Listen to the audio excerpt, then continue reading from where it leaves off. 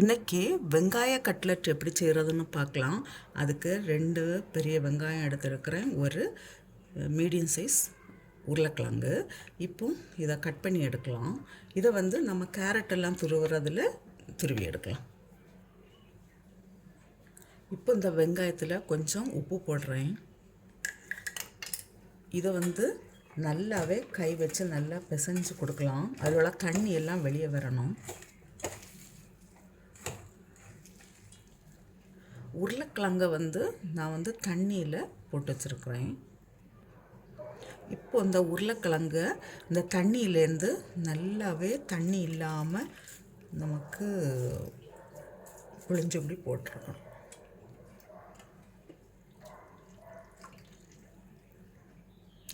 இது கூடவே ஒரு சின்ன பீஸு இஞ்சி பொடியாக நறுக்கியது, 2 பச்சை மிளகாய், கொஞ்சம் கருவேப்பிலை, கொஞ்சம் கொத்தமல்லி இலை,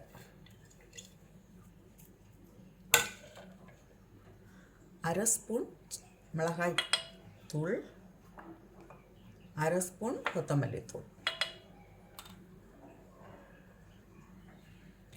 இதில் இப்போது ஒரு 4 ஸ்பூன் நான் அரிசி மாவு வச்சுருக்கிறேன், 4 ஸ்பூன் கடலை மாவு வச்சுருக்கிறேன். ரெண்டுமே நமக்கு போட்டதில் மிக்ஸ் பண்ணி எடுக்கலாம்.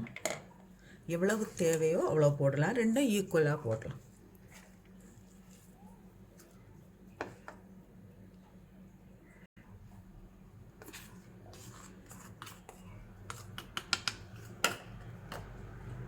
தண்ணி எதுவுமே சேர்க்க வேண்டாம்.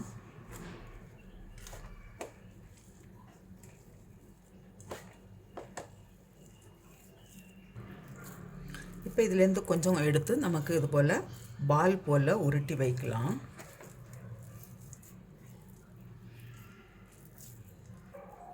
இப்படி உருட்டிட்டு நமக்கு கட்லட் மாதிரி இது போல் இந்த ஷேப்பில் செய்து ஃப்ரை பண்ணி எடுக்கலாம். இப்போ ஆயில் நல்லா சூடாக இருக்குது.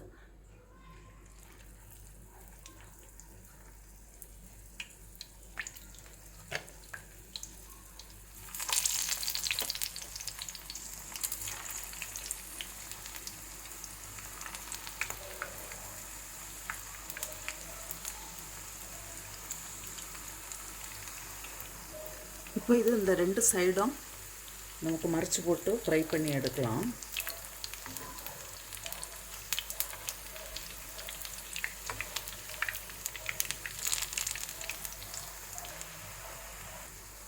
இப்போ இது ஆயிடுச்சு, நான் எடுக்கிறேன். வெங்காய கட்லெட்டு ரெடியாக இருக்குது. நீங்களும் இதே போல் செய்து பாருங்கள். செய்து பார்த்து உங்களுடைய கருத்துக்களை தெரிவிங்க.